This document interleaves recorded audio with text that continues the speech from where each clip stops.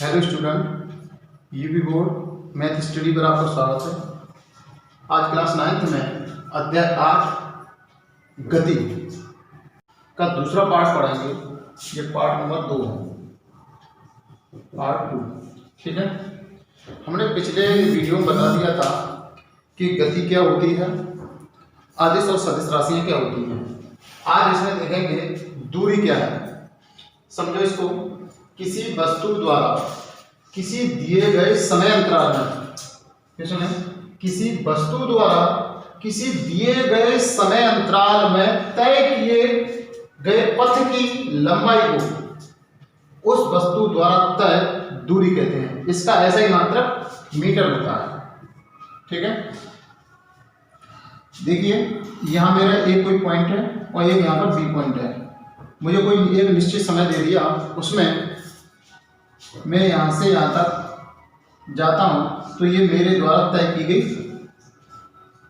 लंबाई दूरी कहलाएगी। ठीक है, इसी तरीके से अब आगे देखते हैं विस्थापन क्या होता है। किसी वस्तु द्वारा प्रारंभिक व अंतिम बिंदु के बीच की न्यूनतम दूरी को, फिर समझे, किसी वस्तु द्वारा प्रारंभिक व अंतिम बिंदु के बीच की न्यूनतम दूरी को विस्थापन कहते हैं। ये भी देखो एक दूरी ही होती है, लेकिन किस तरीके की होती है ये समझें।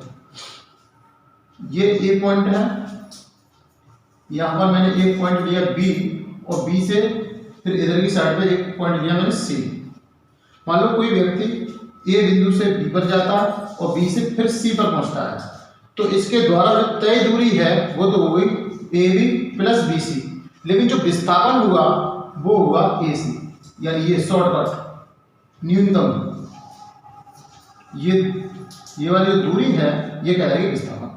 अगर कोई व्यक्ति ए से बी तक 4 मीटर दूरी तय करता है, ए से बी तक की 4 मीटर दूरी तय करता है, और फिर बी से सी तक जाने में 3 मीटर की दूरी तय करता है, तो कुल दूरी तो हो गई, कुल दूरी कहलाएगी 4 प्लस 3 यानी कि 7 मीटर।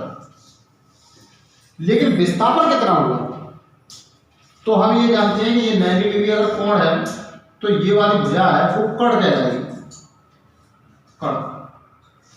गणित में आप पढ़ते होंगे त्रिकोणमिति चैप्टर में, ये कर्ण कहलाती है। तो सूत्र होता है कर्ण का स्क्वायर बराबर लंब का स्क्वायर प्लस आधार का स्क्वायर।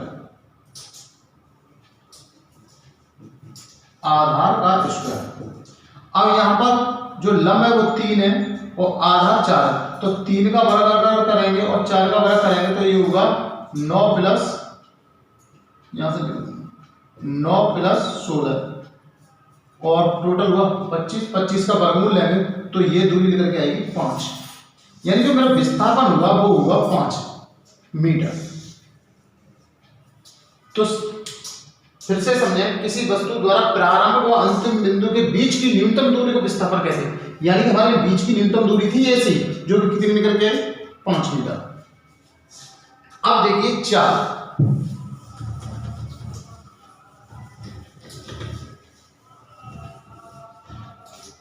क्या होती है, इकाई समय में तय दूरी को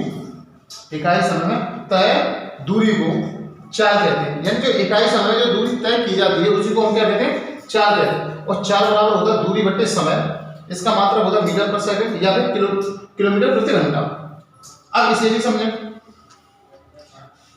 इकाई समय का मतलब है यहां पर 1 मिनट या 1 घंटा या 1 सेकंड में तय की गई दूरी।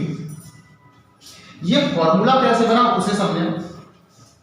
ये देखिए ए और ये बी, 2 बिंदु मैंने लिए, यहां से यहां तक के बीच की दूरी मैंने मान ली 100 मीटर, ए से बी तक के बीच की दूरी मान ली 100 मीटर, और मैं कहता हूं कि यहां ए से बी तक जाने में किसी व्यक्ति को 5 घंटे लगते हैं, 5 घंटा समय लगता है। तो इसकी चाल क्या होगी, तो कैसे निकालेंगे, 5 घंटे में तय दूरी बराबर कितनी है, 100 मीटर। यहाँ मीटर की जगह किलोमीटर लिखिए, किलोमीटर, ठीक है। तो यहाँ पर 100 किलोमीटर उसने दूरी तय की 5 घंटे में।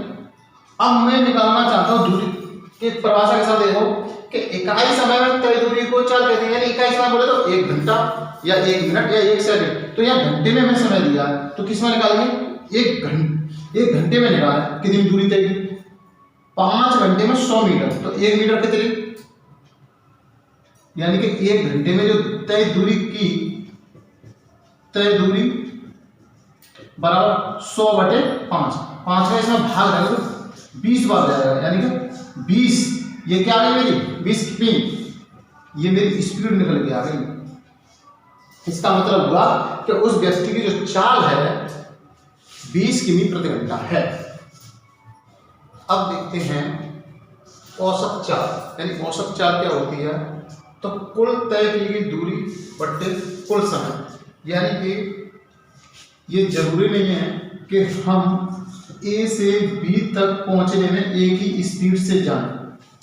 हो सकता है कहीं स्पीड कम हो और कहीं स्पीड ज्यादा हो, और अधिकांश चौराहे पर जब भीड़ भाड़ का इलाका होता है तो हमारी स्पीड ऑटोमेटिक कम हो ही जाती है चलने की, ठीक है ना।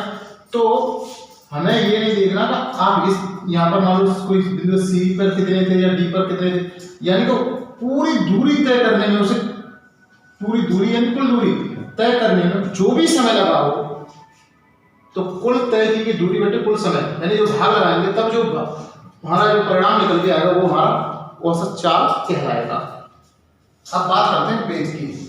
वेग क्या होता है? किसी गतिमान वस्तु द्वारा, कैसी वस्तु? गतिमान वस्तु।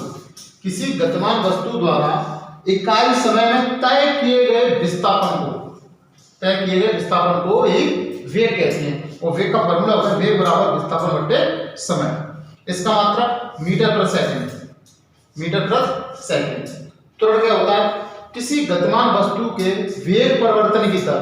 फिर देखिए, किसी गतिमान वस्तु के वेग परिवर्तन की दर को त्वरण कहते हैं। त्वरण बराबर फॉर्मूला है हमारा वेग परिवर्तन बट्टे समांतराल, और इसका मतलब होता है मीटर प्रति सेकंड स्क्वायर। अगर स्टूडेंट ये वीडियो आपको हेल्पफुल लगती हो तो हमारे चैनल को सब्सक्राइब करें, ज़्यादा से ज़्यादा शेयर करें।